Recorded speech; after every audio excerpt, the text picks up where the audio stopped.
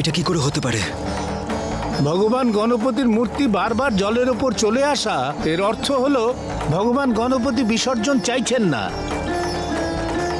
এর অর্থ হলো এটাই যে এটা কোনো সংকটের ইশারা। কেমন সংকট পুরোহিত মশাই? ভগবান গণপতি হলেন বিঘ্নহর্তা। তিনি নিজের ভক্তের ওপর আসা সব সংকট বিনাশ করেন। মনে হচ্ছে যে আপনাদের পরিবারের মধ্যে যারা এই পুজোতে ছিলেন তার মধ্যে কারো একজনের ওপর সংকট আছে। আমাদের তো সম্পূর্ণ পরিবার এখানে আছে আর সবাই সুরক্ষিত আছে, কারোর কোনো সংকট নেই। কিন্তু প্রতিজ্ঞা বৌদি তো এখানে নেই।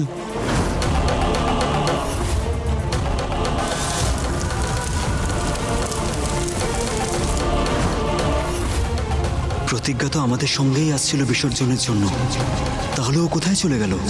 ছোট, প্রতিজ্ঞা আমাদের পরিবারের অংশ নয়। আর তাছাড়া তপস্যাও তো এখানে নেই, তার মানে তপস্যার কোনো সংকট হলো না তো? কিন্তু দিদি, তপস্যা এখনো আমাদের পরিবারের অংশ হয়নি। আসলে প্রেমের সঙ্গে তো ওর এখনো বিয়ে হয়নি। আর প্রতিজ্ঞা তো... হে ভগবান, প্রতিজ্ঞার যেন কিছু না হয়। প্রেম, কোথায় যাচ্ছিস? বিসর্জন ছেড়ে এইভাবে যেতে নেই। প্রেম, এটাই তো আমার প্রেম দাদা। একবার যদি ও জানতে পারে না যে প্রতিজ্ঞা বৌদির বিপদ হয়েছে, তাহলে আমার দাদাকে আটকানো অসম্ভব হয়ে যাবে।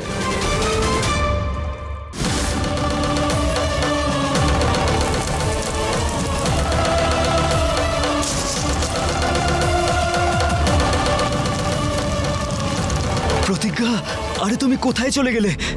তুমি কি... না, ওর কিচ্ছু হতে পারে না। হে গণপতি বাপ্পা, প্রতিজ্ঞা যেখানেই থাকুক যেন ভালো থাকে।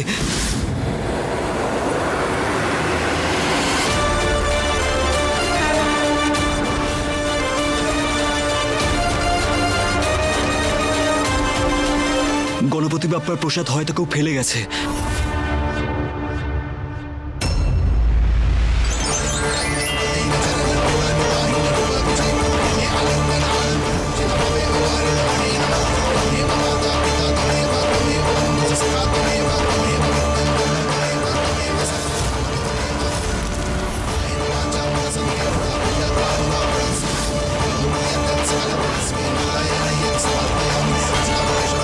এই মোদক,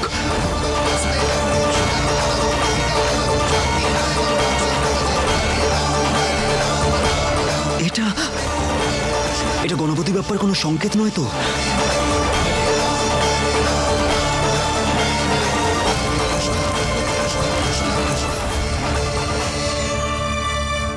না না না না, এই চমৎকারের আগে আমাকে নিজের কর্মের উপর বিশ্বাস রাখতে হবে।